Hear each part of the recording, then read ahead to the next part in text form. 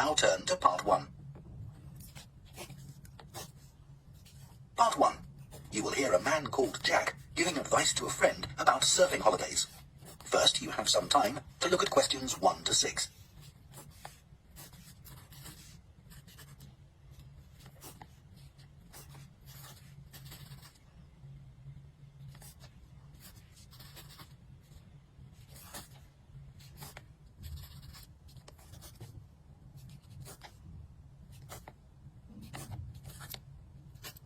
Now listen carefully and answer questions 1 to 6. Jack, I'm thinking of taking the kids to the seaside on a surfing holiday this summer, and I wanted to ask your advice, as I know you're such an expert. Well, I don't know about that. But yes, I've done a bit of surfing over the years. I thoroughly recommend it. I think it's the kind of holiday all the family can enjoy together. The thing about surfing is that it's great for all ages and all abilities. My youngest started when he was only 3. Wow. But it's quite physically demanding, isn't it? I've heard you need to be pretty fit. Yes, you'll certainly learn more quickly and won't tire as easily. Well, that should be okay for us. You've been surfing a few times in Ireland, haven't you? Yes, there's some great surfing there, which people don't always realise. And which locations would you recommend? There seem to be quite a few. Yes, there are loads. Last year we went to County Donegal. There are several great places to surf there.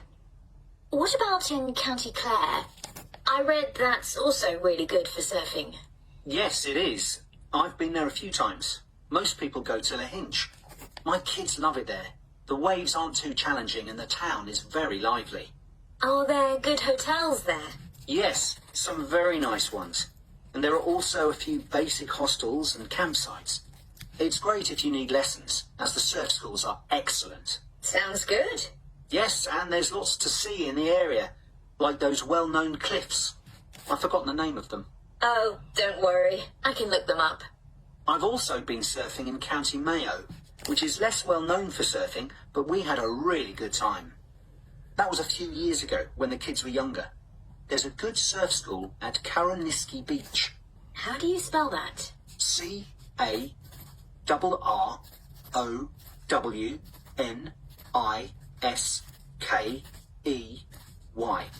Okay. I put the kids into the surf camp they run during the summer for 10 to 16-year-olds. Oh, right. How long was that for? 3 hours every day for a week. It was perfect. They were so tired out after that. I can imagine. One thing we did while the kids were surfing was to rent some kayaks to have a look around the bay, which is nearby. It's really beautiful. Oh, I'd love to do that. Now, the only time I went to Ireland, it rained practically every day. Yes, that can be a problem. But you can surf in the rain, you know. It doesn't have the same appeal somehow. Well, the weather's been fine the last couple of years when I've been there. But actually, it tends to rain more in August than in the spring or autumn. September's my favourite month because the water is warmer then. The only problem is that the kids are back to school then. I know.